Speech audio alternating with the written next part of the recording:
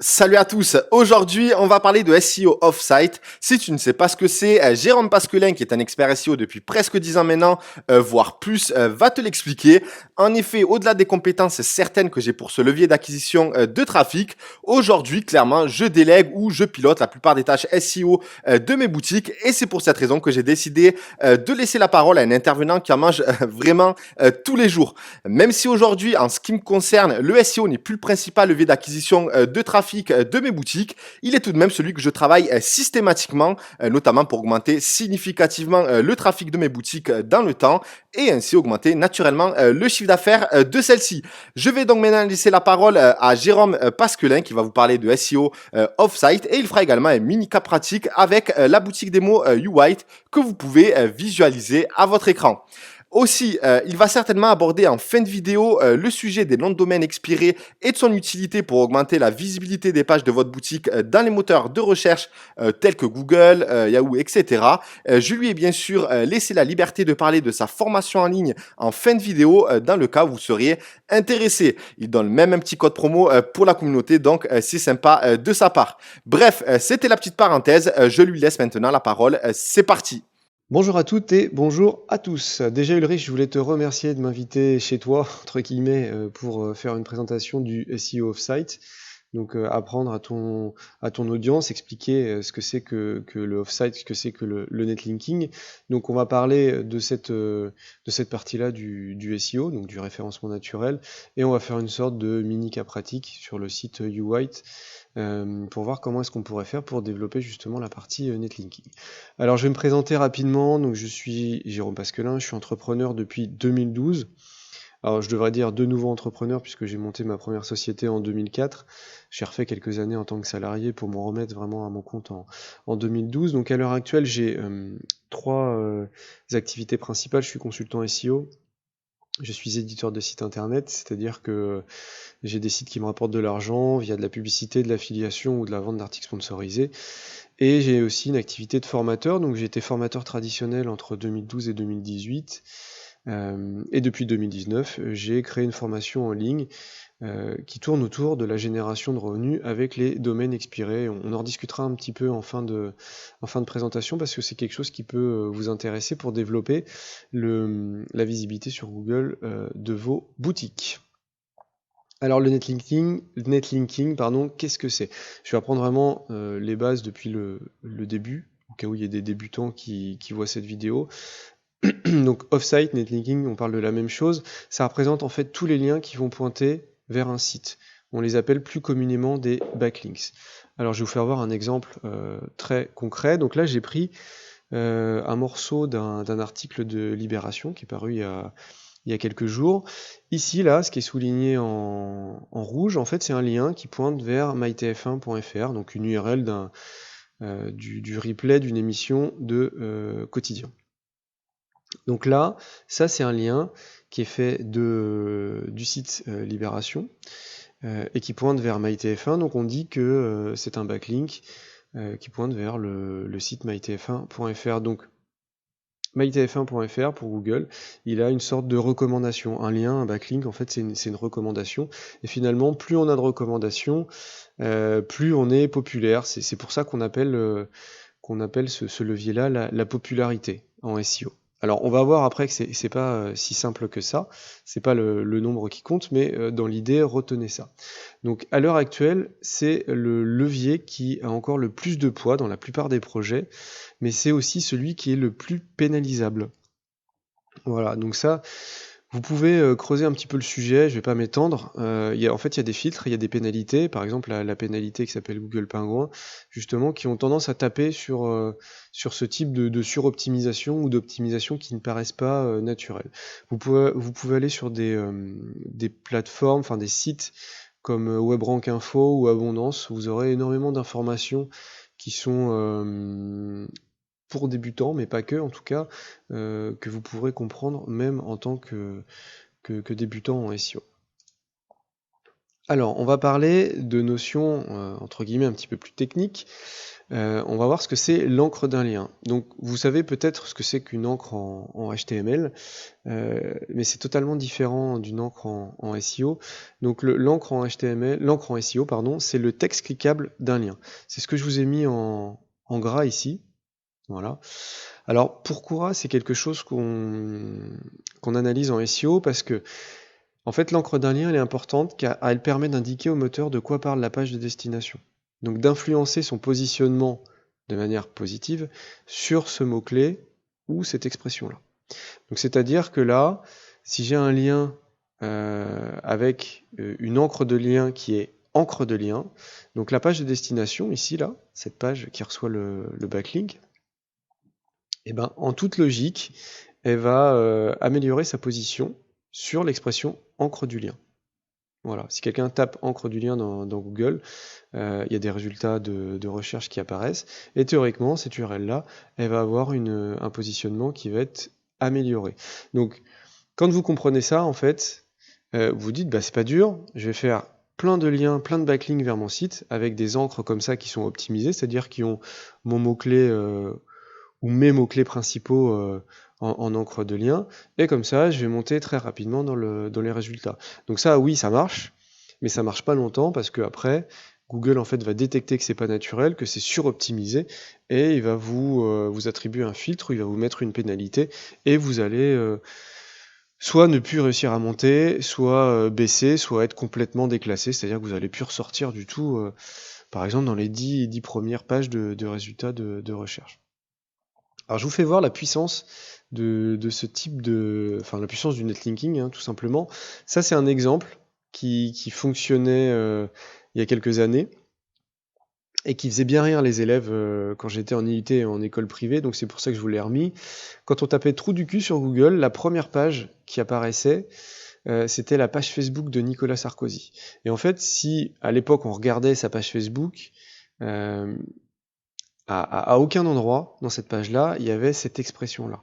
C'est-à-dire que pour optimiser une page, généralement, on va mettre le mot-clé dans la page à différents endroits, par exemple la balise title, le H1, dans le contenu, on va faire des liens internes avec cette encre-là, etc., etc. Et aussi au niveau du netlinking, ensuite, on va avoir des backlinks avec ce type d'encre-là. Là, cette page-là, à aucun endroit, elle avait cette expression-là, que ce soit dans la base title, le H1 ou dans le contenu. En fait, c'est juste avec des liens qui pointent vers cette page-là, des backlinks, ils ont réussi à la faire ressortir en premier résultat sur cette expression-là.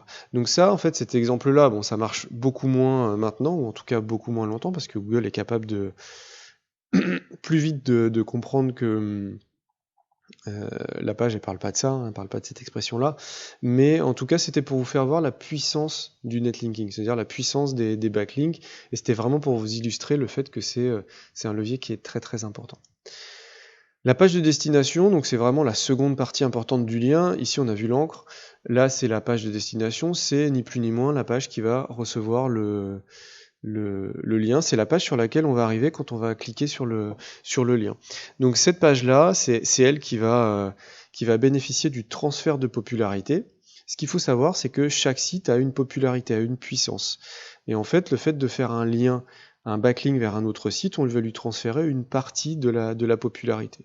Donc d'une part, la page de destination, c'est-à-dire ici, domaine.com, va potentiellement bénéficier de l'indication de l'encre du lien, c'est-à-dire que si c'est une encre optimisée ou semi-optimisée avec des mots-clés dedans, on va dire à Google, positionne mieux, améliore le positionnement de cette page-là puisqu'elle parle de ça, et en plus, il va y avoir une sorte de transfert de popularité du site émetteur vers le site de destination. Donc en fait, ce qu'il faut retenir par rapport à ça, par rapport au transfert de popularité, c'est que si vous avez des liens de sites ou de pages qui sont très puissantes, vous allez récupérer une partie de leur puissance. Si vous avez des liens de sites ou d'URL qui n'ont quasiment pas de puissance, vous allez quasiment rien récupérer, et il va falloir en faire beaucoup plus pour être l'équivalent d'une page puissante. Voilà, tout simplement. Le contexte sémantique. Alors ça, c'est quelque chose qui est important aussi, qui est pris en compte par Google. C'est le texte qui entoure le lien. En fait, juste avant et juste après, d'une manière globale, ça va être le contexte global de la page. Alors, je vais vous refaire voir un exemple pour que ce soit très parlant et vous allez comprendre pourquoi je parle de contexte sémantique. Donc ici, on a l'exemple de Libération qui parle en fait, d'une émission de quotidien où il y a un bug technique en fait pendant quelques minutes, il y avait plus de son en fait à l'écran et du coup ils en parlent. Voilà. Et qu'est-ce qu'on peut voir, c'est que autour du lien, donc le lien il est ici, hein, c'est replay de l'émission a d'ailleurs été publié depuis. On voit qu'il y a un contexte sémantique, c'est-à-dire que on parle de l'émission quotidien sur l'URL de destination. On voit qu'il y a rédacteur en chef de l'émission. On voit qu'il y a quotidien. On voit qu'il y a téléspectateur et on voit qu'il y a animateur. Donc Google, en fait, quand il va analyser la page, il va voir qu'autour du lien, on parle vraiment il y a vraiment un contexte qui est logique, qui est pertinent avec la page de destination du backlink. C'est-à-dire que la page de destination, là, qui est une page replay de l'émission quotidien, elle a un vrai rapport, il y a une vraie corrélation avec ce dont on parle autour. Alors pourquoi je vous dis ça? Parce que ça paraît logique, hein, mais typiquement pour ça. Là, vous avez compris que les backlinks, c'était important au niveau de la stratégie SEO et que ça avait une certaine puissance. Donc, vous pouvez décider de faire des backlinks de manière automatique, par exemple avec des logiciels ou avec des outils, ou de publier sur des sites comme cet exemple-là. Alors, pour vous situer le contexte, en fait, c'est un site qui parle de sport où on a un livre d'or. Les livres d'or, c'est un peu comme les commentaires. On va pouvoir écrire quelque chose, éventuellement poser un lien dessus, et du coup, ça peut créer des backlinks vers notre site. Ici, on a un lien qui est optimisé, là, parce qu'on a vraiment des mots-clés qui parlent de voyance. Ici, on a un lien qui parle de monte-escalier, et ici, on a un lien qui parle de étui d'iPhone 6. Quand on regarde autour des liens, on va prendre le premier, voyance en ligne gratuite, on voit qu'autour, le contexte, il n'est pas du tout pertinent avec la voyance. Cet article a attiré mon regard. J'écris aussi de temps en temps et je sais déceler la qualité. Capucine du site de voyance en ligne gratuite. Donc là, on voit que le contexte, il n'est pas du tout pertinent, il n'est pas du tout corrélé avec, d'une part, l'encre et avec, d'une part, l'URL de destination. Donc ça, c'est vraiment le contexte proche. Si on se place d'une manière un petit peu plus macroscopique, on voit que le contexte en dessous avec les deux autres liens, il a strictement rien à voir. Et quand on regarde par rapport au site de manière un petit peu plus globale, enfin vraiment globale, ça n'a rien à voir non plus parce que c'est un site qui parle de sport. Typiquement, ces liens-là, c'est très facile pour Google de les détecter et tout simplement de vous attribuer une pénalité ou de filtrer le site de destination, c'est-à-dire votre site. Donc quand vous allez élaborer votre stratégie de link building, c'est-à-dire la création de backlinks, il va falloir, sur en tout cas une approche assez long-termiste, il va falloir essayer d'avoir des backlinks au maximum de qualité. Un point qui est très important, c'est l'attribut nofollow. Donc c'est un attribut la plupart du temps. Donc en fait, je vous donne l'exemple ici, hein, vous avez un ahref là, classique en HTML, et ici vous avez un attribut rel égale nofollow qui va se rajouter sur cette balise là. Mais ça peut aussi être dans la balise head HTML, c'est-à-dire dans le code source, tout simplement. Et ça va indiquer au moteur de ne pas prendre en compte le lien, de faire comme s'il n'existait pas. Donc en fait, si vous créez des liens nofollow vers votre site, bah ça fera rien en fait. Ça peut attirer éventuellement des visites, parce qu'il y a certains forums, par exemple, qui drainent beaucoup de visites. Et si vous créez un sujet avec un lien vers votre site, même si le lien est en nofollow, en SEO, ça fera pas grand-chose, mais ça peut être intéressant en termes de visite parce que le lien va être cliqué. Là, avec une approche SEO, c'est totalement inutile. Donc, ce qu'il faudra faire, c'est vous cherchez dans le store de votre navigateur, que ce soit Chrome ou Firefox, vous tapez nofollow et vous allez avoir une multitude d'extensions qui vous permettent d'avoir une indication des liens qui sont en nofollow sur la page. Alors je vous fais voir, la plupart du temps c'est comme ça, c'est-à-dire que les liens ils vont être surlignés en rose ou encadrés en rouge, ou en tout cas ils vont être d'une autre couleur, et vous allez voir assez facilement si le lien il est en dofollow, donc c'est un lien normal, ou s'il est en nofollow.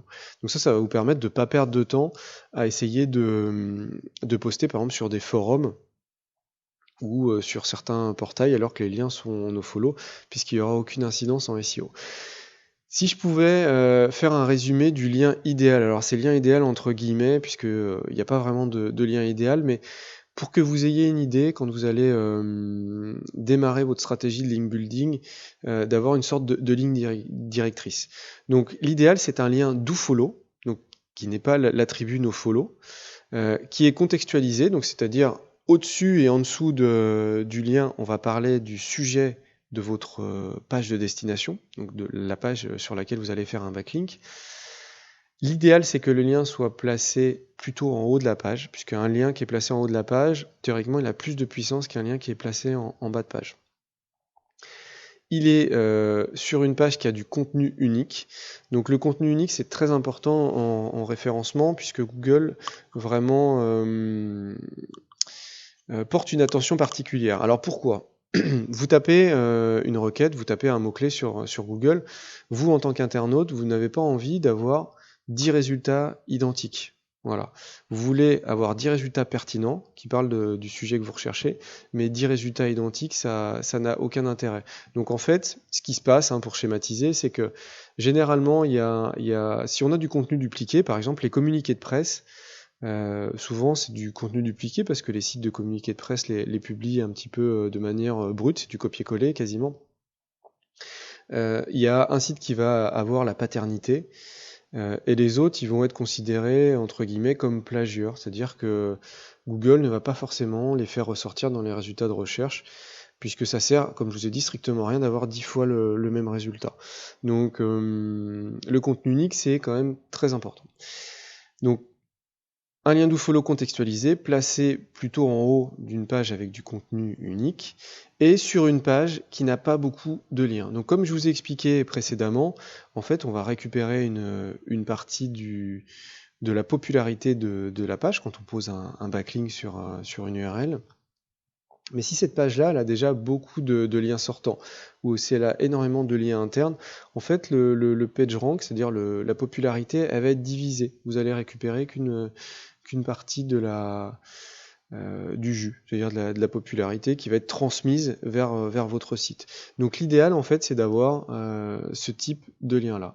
Et bien sûr, si c'est un site qui est sur votre thématique et qui fait du trafic ciblé, c'est-à-dire du trafic sur des requêtes qui correspondent à la vôtre, c'est top. Donc là, pour l'exemple, par exemple, du site de démo, là, l'idéal, le lien idéal, ce serait un lien sur un site de dentiste, par exemple sur le site professionnel d'un dentiste qui a une partie blog, ce serait un lien vraiment sur un article de ce blog-là, placé plutôt en haut de contenu unique. Et là, pour le coup, on a la recette idéale parce qu'on est sur un site qui est vraiment thématisé. On est sur une page a priori qui est contextualisée puisqu'elle parlera d'un sujet qui est lié à la dentition, aux pathologies, etc. etc. L'idéal, ce serait d'avoir un article qui n'a pas beaucoup de liens externes. Alors pas beaucoup de liens externes, ça peut vouloir dire fermer par exemple les commentaires. Comme ça évite qu'il y ait des personnes qui commentent, qui posent des liens, même si ce sont des liens en nofollow, en fait la popularité elle est diluée. Et si en plus le site fait du trafic, là c'est entre guillemets c'est tout bénef. Voilà. Pour Google en fait c'est que des indicateurs qui sont ouverts, c'est vraiment un lien qui est ultra thématisé et qui paraît ultra naturel. Donc c'est le type de lien en fait qui pourra pas vous rapprocher d'une pénalité ou d'un feed. Vous resterez toujours sous le radar avec ce type de lien-là. Alors, les principaux types de liens. Je vous résume ça aussi rapidement pour que vous ayez une idée globale. Donc, les liens dans les articles, c'est exactement ce dont on vient de parler. Par exemple, un article de blog. Donc, ça peut être du blog, du portail, ça peut être du web 2.0. Ce qu'on appelle web 2.0, en fait, ça va être toutes les plateformes de blog qui vont permettre de créer un blog gratuit. Voilà, tout simplement, on va en reparler un petit peu après. Les web profils. Alors les web profils, vous avez forcément dû en créer. Quand vous vous inscrivez sur un site ou sur un portail, souvent, vous avez la possibilité de créer une sorte de profil. Et ce profil-là, vous pouvez parler de vous, et éventuellement, vous pouvez mettre des liens vers vos réseaux sociaux ou vers votre site. Et c'est dans ce cadre-là qu'en SEO, ça nous intéresse, parce qu'on va pouvoir poser un lien vers son site. On va pouvoir créer un backlink. Les forums, donc ça vous connaissez. Les wikis, donc vous connaissez Wikipédia. Mais il y a plein d'autres plateformes type Wikipédia qui permettent, en fait, comme c'est collaboratif, sur le principe, on va pouvoir modifier les pages et on va pouvoir poser des liens et faire des backlinks, en fait, vers notre site. Les annuaires, donc je vous ai mis un petit point d'exclamation. Alors, les annuaires, ça a été surutilisé en SEO. Et du coup, ils ont plus le même poids qu'avant. En tout cas, c'est plus considéré comme site de qualité autant qu'avant. Donc, on peut les utiliser, on va voir après, mais il y a quand même quelques critères de base à respecter. Ensuite, les commentaires et les livres d'or, je vous ai mis 2 points d'exclamation. Donc les commentaires, on a vu ce que c'était tout à l'heure. Donc pourquoi pas faire des commentaires, par exemple sur des blogs de dentistes ou des métiers liés à la médecine ou à la dentition, pourquoi pas, en avoir quelques-uns, mais il ne faut pas en avoir une majorité parce que ça reste quand même des liens qui sont très particuliers, ils sont situés en bas de page. On peut contextualiser un peu, mais on ne maîtrise pas le nombre de liens sortants qu'il va y avoir par page. Bref, ça peut être très spammé, ça peut être finalement un lien qui est posé sur des pages qui sont plus considérées comme qualitatives, même si à la base, le site est thématisé, fait du trafic, etc. Les livres d'or, c'est le même principe. Donc livre d'or, commentaire, hein, c'est à peu près le même combat, il faut faire attention. Et enfin, les liens page d'accueil et les liens site-wide. Donc les liens page d'accueil, souvent sur des blogs ou des portails, vous pouvez avoir en footer ou en sidebar, donc en colonne, nos partenaires ou les sites recommandés. Donc on peut avoir des liens juste en page d'accueil. Donc page d'accueil, c'est une page qui est très puissante, donc c'est intéressant en SEO, donc on peut en avoir un petit peu. Ou des liens en site-wide. Donc site-wide, c'est la même chose, sauf que c'est présent sur toutes les pages du site. C'est-à-dire c'est pas juste sur la page d'accueil, c'est sur toutes les pages du site. Donc ça c'est pareil, il faut faire attention. Vraiment, on peut en faire, mais avec parcimonie. Il ne faut pas que le profil de lien il soit trop orienté avec ce type de lien-là, puisque la plupart du temps, en fait, ça c'est des partenariats d'une manière naturelle. Il n'y a jamais personne ou très peu de personnes qui vont vous faire un lien en page d'accueil ou en site-wide. Donc c'est des partenariats, donc finalement c'est quelque part une manipulation de l'algorithme de Google pour pousser un site, donc c'est un petit peu déconsidéré. Quelle stratégie pour le site de démo YouWhite myshopify.com? Alors, pour schématiser très simplement, on pourrait se dire on fait quelques annuaires. Alors quelques, ça va être une dizaine ou une vingtaine. Alors, je vous ai conseillé ici ireferer.com. ireferer.com, pourquoi? Parce que c'est un service, donc c'est payant. Alors, ce qu'il faut savoir, c'est que les annuaires, la plupart du temps, c'est gratuit. L'inscription est gratuite. Vous pouvez avoir des annuaires premium avec une inscription payante. Pourquoi pas? Si c'est des annuaires vraiment thématisés, par exemple un annuaire de produits utilisés par les dentistes ou un annuaire de dentistes, faites-le. Même si vous payez 10 ou 15 euros ou 20 euros pour une publication, c'est quand même intéressant. Sinon, les annuaires, donc vous pouvez passer par iReferer, c'est quelques euros par annuaire, rédaction comprise, puisque ce qu'il faut savoir, c'est que pour chaque annuaire, il va falloir créer une fiche, si vous le faites tout seul, c'est-à-dire qu'il va falloir créer du contenu qui va parler de votre site, et à chaque fois du contenu unique.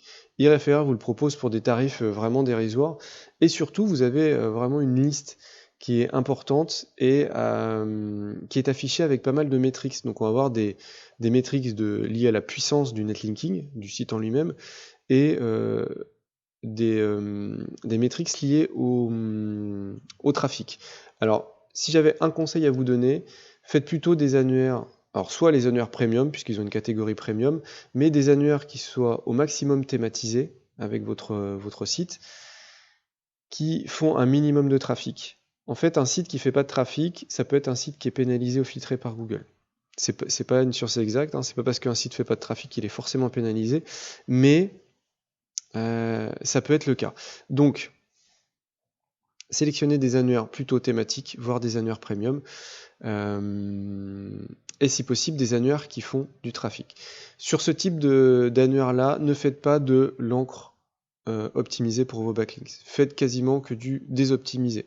C'est-à-dire que on va choisir comme encre, quand c'est possible de choisir, parce que certains annuaires l'imposent, cliquez ici, site web, ou ni plus ni moins que l'URL du domaine, c'est-à-dire que l'encre, ça peut être you-white.myshopify.com. Voilà, tout simplement.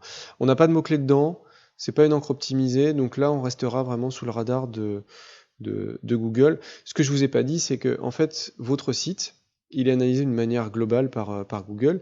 Il va pondérer, il va agréger tous les backlinks qui pointent vers lui et il va analyser les encres. En fait, il va faire par exemple un camembert avec la totalité des encres en regroupant. Il va faire des pourcentages, c'est-à-dire que dans l'idée, il faut un pourcentage d'encre optimisé et semi-optimisé très faible. Voilà, tout simplement pour résumer.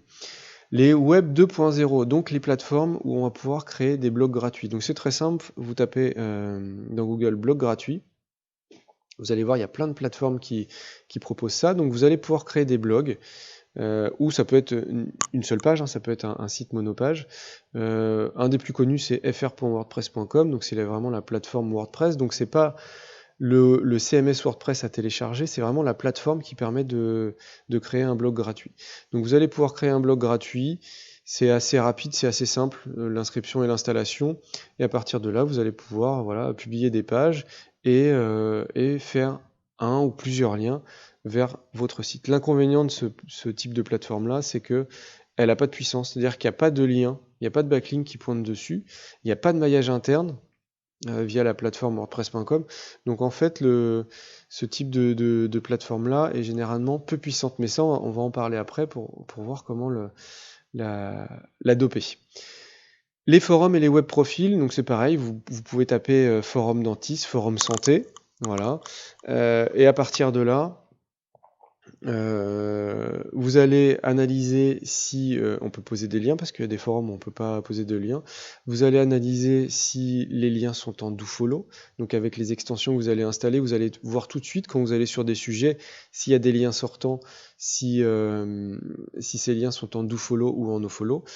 Et vous allez pouvoir poser des liens, du coup, si ça correspond à tout ce que je viens de vous dire. Il y a une autre solution aussi qui consiste à tout simplement créer un profil, c'est-à-dire s'inscrire sur le forum ou sur la plateforme de web profil et d'essayer de poser un lien tout de suite. Alors attention, parce que la plupart sont modérés.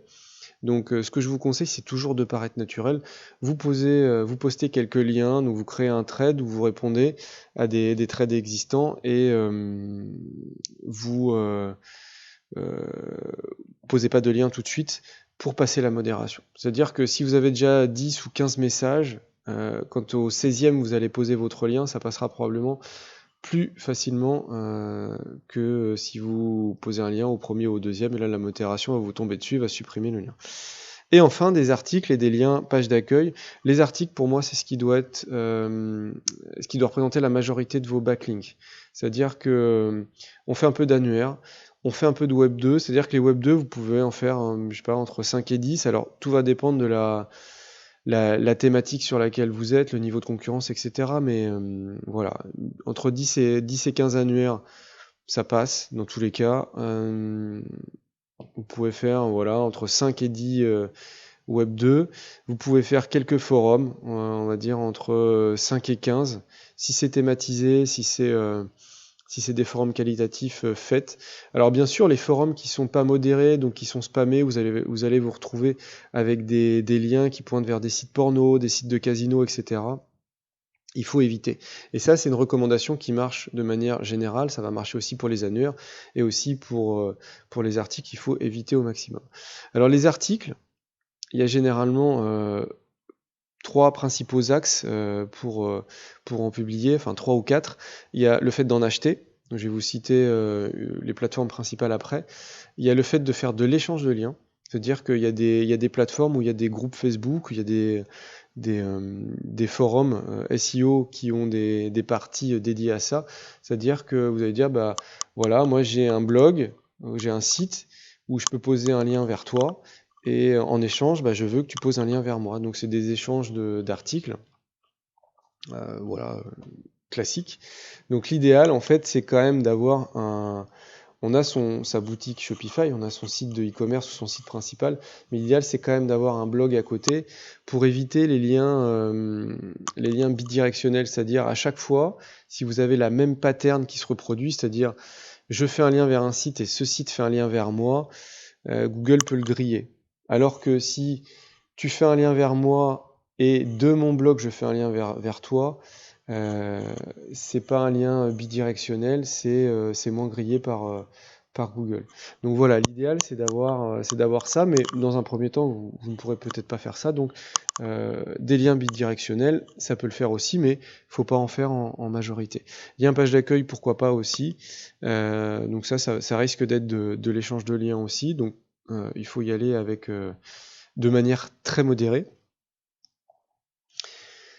Au niveau des articles, si vous devez en acheter, ce qu'on appelle des articles sponsorisés, je vous ai listé les 9 principales plateformes pour où vous pouvez acheter des liens. Donc, vous pouvez acheter des liens sur des articles qui vont être créés principalement pour vous. Vous pouvez acheter des liens sur des articles qui existent déjà, qui par exemple rankent sur une expression qui est connexe à la vôtre, voire sur votre expression, si vous avez de la chance. Au niveau des plateformes, alors il y a des plateformes qui proposent que des sites partenaires. C'est-à-dire que moi, en tant qu'éditeur de site, je suis inscrit sur plusieurs plateformes. C'est-à-dire que je mets mes sites dessus et ils vont me mettre en relation avec des acheteurs et je vais vendre moyennant une commission pour la plateforme, tout simplement. Et vous avez aussi des plateformes qui ont leur propre réseau de sites. Et du coup, il n'y a pas de partenariat, vous allez acheter directement sur leur réseau de sites. Il y a aussi des plateformes qui vont vendre autre chose que de l'article sponsorisé, c'est qu'ils vont vendre sur des annuaires. Et vous pouvez aussi acheter des liens sur des gros médias. Alors ça va coûter plusieurs milliers d'euros.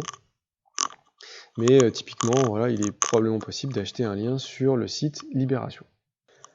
Alors l'astuce, si je pouvais appeler ça comme ça, l'astuce avec un grand A de la présentation, et ce qui est vraiment très très utilisé par les SEO, c'est que en fait là quand vous allez créer ça, bon, les annuaires ils ont du maillage interne, c'est-à-dire que votre fiche elle va être maillée en interne, donc elle va récupérer un peu de puissance. Quand vous allez créer des Web 2, il y a de fortes chances que vous n'ayez pas de maillage interne et que la page elle n'ait pas de puissance, elle n'ait pas de popularité à transmettre. Les web profils, ça dépend. Les forums, il y a du maillage interne, mais c'est possible que si le forum est très actif, votre page elle tombe elle tombe vraiment dans les bas-fonds du site, et du coup elle a beaucoup moins de puissance. Les articles que vous allez échanger, ils vont avoir beaucoup de puissance au début, et après ils vont retomber dans l'arborescence du site aussi, et forcément ils vont avoir moins de puissance à transmettre.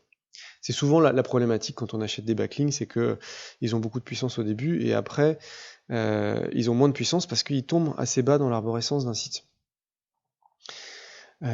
Et en plus, les articles sponsorisés, c'est quand même assez cher à l'achat. C'est-à-dire que pour vous donner une moyenne, mais c'est vraiment une moyenne, hein, ça dépend des cas, mais ça va être entre 50 et 150 euros l'article. Donc si vous voulez une dizaine d'articles sponsorisés, ça va être quand même un budget entre 500 et 1500 euros. L'astuce, entre guillemets, c'est d'utiliser les domaines expirés. Alors qu'est-ce que c'est les domaines expirés? Ce sont des domaines qui ont eu une vie pendant un moment sur le web et qui n'ont pas été renouvelés par leur propriétaire, et on va pouvoir les racheter. Alors à quoi ça sert de les racheter? Ça sert tout simplement, enfin en tout cas l'avantage principal, ça va être de bénéficier de la popularité de ces domaines-là. Ces domaines-là, ils ont des backlinks, ils ont des liens qui pointent vers eux, donc en fait on va pouvoir récupérer tout simplement en rachetant le domaine cette popularité-là et rediriger en faisant des backlinks cette popularité-là vers nos sites à nous. Alors, il y a plusieurs manières de trouver des domaines expirés. Enfin, il y en a énormément. Je vous en ai cité 3 principales. que même les débutants peuvent utiliser. Donc la première, c'est l'utilisation du logiciel Xenu. Donc c'est un crawler, c'est-à-dire que vous lui rentrez la page d'accueil d'un site et il va crawler toutes les pages. Donc il va suivre tous les liens, il va crawler toutes les pages. Nous, on l'utilise en SEO pour faire des sortes de mini-audits, en fait, parce que ça fait des extractions de pages, de taille de page, du title, enfin de plein d'informations qui peuvent être utilisables en SEO. Là, ça va nous servir pour une chose, ça va être pour traquer les liens sortants. C'est-à-dire que, pour reprendre l'exemple du site Shopify, là, sur la thématique dentaire, par exemple, on va crawler le site Doctissimo et on va essayer de récupérer en fait tous les liens sortants du site Doctissimo. Donc, le site Doctissimo fait un lien vers un autre site. Peut-être que ce site-là, à un moment ou à un autre, il n'a pas été renouvelé. Et du coup, on va pouvoir le racheter. Alors, pourquoi Doctissimo? Parce que c'est la thématique santé. C'est une thématique c'est typiquement l'univers du cas pratique. Donc, ça peut être intéressant d'avoir ce type de domaine-là qui avait cette thématique-là au niveau contenu et qui a probablement cette thématique-là au niveau des backlinks. C'est-à-dire qu'il a des backlinks qui viennent de sites santé, comme Doctissimo. Donc, ce que vous pouvez faire, c'est lister, par exemple, tous les très gros portails de votre thématique, de votre univers. Même les concurrents, hein, vous pouvez crawler vos concurrents principaux, ça marche aussi, et d'essayer de récupérer tous les liens sortants en fait vers des domaines qui n'ont pas été renouvelés. Vous rachetez ces domaines-là, et ces domaines-là, vous les remontez et vous allez pouvoir faire des liens vers votre site. Donc ça, c'est quelque chose qui est très très utilisé en SEO. C'est une pratique courante, l'utilisation des domaines expirés, et vraiment le crawl et le rachat de domaines expirés de portails ou concurrents, vraiment de la même thématique. Ensuite, vous pouvez utiliser expireddomains.net. Donc ça, c'est un portail en fait qui va regrouper des domaines qui expirent, qui vont expirer, qui sont rachetables immédiatement, qui sont rachetables aux enchères via différentes plateformes. Vous découvrirez par vous-même. Mais en tout cas, vous avez énormément de domaines qui sont accessibles. Ce qu'il est intéressant de faire avec ce portail-là, parce qu'il y a énormément de domaines, c'est de créer des alertes. C'est-à-dire que vous allez dire, bah moi je veux par exemple que des .fr avec tel mot-clé dans l'URL, par exemple dentiste, dent ou ce genre de choses-là. Et du coup, vous allez avoir une sorte de veille passive et vous allez recevoir des alertes quand il y aura un domaine qui sera disponible. Ensuite, je vous ai listé les 6 principales plateformes françaises où vous allez pouvoir acheter des domaines expirés. Alors, ce sont des domaines, donc je parle de domaines expirés, mais des fois c'est un petit peu faux parce qu'en fait ils ont expiré, ils ont été rachetés par une plateforme. Ils ont une page, entre guillemets, une page de vente qui est mise par la plateforme, donc c'est plus vraiment de l'expirer, mais c'est pas grave, on va rester sur cette expression-là. En tout cas, vous pouvez acheter des domaines immédiatement, donc il y a des domaines à l'achat immédiat. Vous pouvez acheter des domaines qui sont mis aux enchères, donc là les prix peuvent monter en fonction de la demande, de la puissance, de l'intérêt de la thématique. Et vous pouvez même acheter des sites entiers. Donc ça peut être aussi intéressant, donc le budget est généralement plus élevé, mais ça peut vous permettre, si vous avez, voilà, ça rentre dans votre budget, d'avoir directement un site qui est prêt à l'emploi pour poser un BL. L'avantage en fait de racheter des domaines expirés et de monter ses propres sites, c'est ce qu'on appelle plus communément du PBN en SEO, c'est que vous allez avoir la main sur les liens. C'est-à-dire que vous achetez vous publiez un backlink sur un forum, peut-être que le forum, dans 2 mois, ils vont changer de politique et tous les liens vont passer en nofollow. Et du coup, le lien que vous avez dessus, bah, en fait, il va, entre guillemets, disparaître, il servira plus à rien en SEO. Contrairement au domaine expiré que vous rachetez et où vous allez remonter des sites dessus, vous avez totalement la main dessus. Alors bien sûr, ça prend du temps. Il va falloir monter des WordPress, des sites statiques, enfin peu importe ce que vous faites, l'idée c'est de diversifier. Il va falloir avoir un hébergement, etc., etc. Mais globalement, vous avez la main dessus, c'est des liens qui bougeront pas. Vous pouvez avoir la main sur le maillage interne et du coup vraiment pousser en interne les articles où vous faites des liens pour qu'ils envoient un maximum de jus. Donc c'est vraiment très très intéressant. Et techniquement, c'est pas très compliqué à mettre en place. Donc ça, c'était la stratégie classique qu'on avait de netlinking. Et ici, je vous ai mis un exemple avec une stratégie de domaine expiré. Déjà, on va acheter des domaines expirés, ici, là, et on va faire plein de liens vers, vers notre site principal, notre site de vente. Donc on va faire des liens page d'accueil, on va faire des liens articles, en fait, on peut diversifier, on peut faire ce qu'on veut, faire des liens site-wide, on peut faire vraiment plein de choses. Alors l'idée, hein, je vais pas rentrer dans les détails, mais il faut essayer d'avoir des hébergements un petit peu différents, des registres un petit peu différents. Il faut pas mettre toujours le même thème. Par exemple, si vous clonez le même WordPress à chaque fois avec le même thème, avec les mêmes extensions, c'est un peu grillé. Il y a ce qu'on appelle des footprints, hein, c'est-à-dire que il y a des empreintes et c'est facilement grillable. Donc au niveau de Google, théoriquement, vous risquez pas grand-chose. Enfin, la plupart du temps, vous risquez pas grand-chose parce que c'est compliqué à analyser. Mais si vous avez un concurrent qui essaye enfin, qui vous piste, qui vous trace, qui voit ça et qui vous dénonce, manuellement, vous pouvez vous faire toper et du coup avoir des pénalités ou des filtres là-dessus. Vous pouvez utiliser les noms de domaine expirés pour pousser vos Web 2.0. Par exemple, si vous créez une dizaine de Web 2.0, ils vont quasiment pas avoir de puissance à transmettre à votre site principal. En revanche, si vous achetez des domaines expirés, que vous faites des liens vers ces Web 2.0, ils vont récupérer une partie de la puissance et du coup, ils vont retransmettre une partie de la puissance. Donc c'est là où c'est intéressant, c'est que si il fallait créer 20 backlinks ici vers un Web 2.0 sur WordPress.com pour avoir un minimum de puissance, entre guillemets, les 20 backlinks, vous allez pouvoir avoir l'équivalent en achetant plusieurs noms de domaine expirés et en faisant des liens vers votre Web 2.0. Idem pour les forums et les web profils, et pour les liens articles pour les liens articles principalement. J'aurais pu dire la même chose hein, pour les liens annuaires, mais l'idée en fait c'est que on va prendre l'exemple des articles, c'est que les articles, ils descendent dans la profondeur de l'arborescence au fur et à mesure, donc ils ont moins de puissance. Donc ce qu'on fait généralement, c'est que on va faire des liens vers nos liens. C'est-à-dire qu'on va faire des liens vers les URL, vers les articles qui font des liens vers notre site principal. Donc vous pouvez utiliser les domaines expirés pour faire ça. Et comme ça, en fait, ils vont conserver un certain jus, une certaine popularité, et du coup, ils vont en transmettre quand même autant à votre site de e-commerce. Et en fait, vraiment, la partie domaine expiré, c'est ce que j'aborde dans ma formation dont je vais vous parler juste après. Donc elle est intitulée Générer des revenus avec les domaines expirés. Et en fait, un des axes que j'aborde, c'est justement la stratégie de netlinking. Et en fait, c'est pas compliqué, mais c'est complexe dans le sens où il y a vraiment plusieurs étapes à respecter, parce que le problème des domaines expirés, c'est que ils ont peut-être déjà été rachetés avant.